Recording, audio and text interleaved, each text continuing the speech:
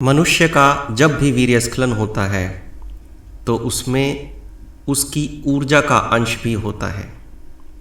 यानी वीर्यस्खलन जो है वह सिर्फ भौतिक नहीं है, सिर्फ शारीरिक नहीं है, उसमें हमारी ऊर्जा का अंश भी है, हमारी आत्मा का अंश भी है। तभी तो उससे एक जीवन पैदा हो जाता है, क्योंकि उसमें हमारी ऊर्जा का अंश है, हमारी आत्मा का अंश है।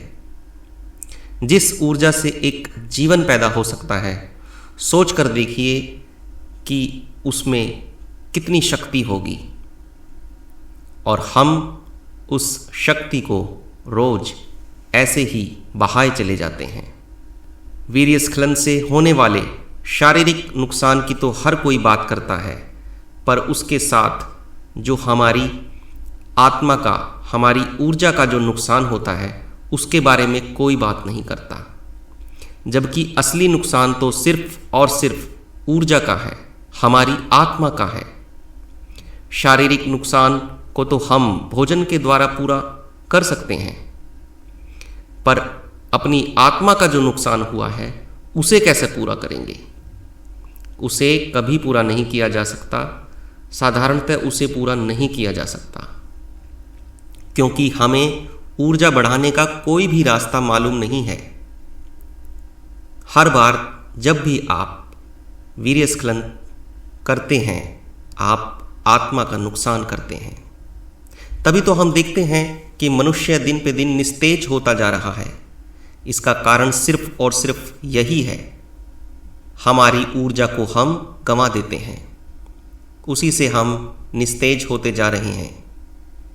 योग हमें सिर्फ ब्रह्मचर्य सिखाता है, वीर्य को बचाना सिखाता है, लेकिन तंत्र हमें सिखाता है कि वीर्य कोई बहुत मूल्यवान नहीं है, हमारी ऊर्जा अत्यंत मूल्यवान है। वह हमें ऊर्जा बचाना सिखाता है कि कैसे हम बिना ऊर्जा गंवाए संभोग कर सकें। क्या ये संभव है? बिना ऊर्जा गंवाए भी संभोग किया जा सकता है। जी हाँ, यह बिल्कुल संभव है।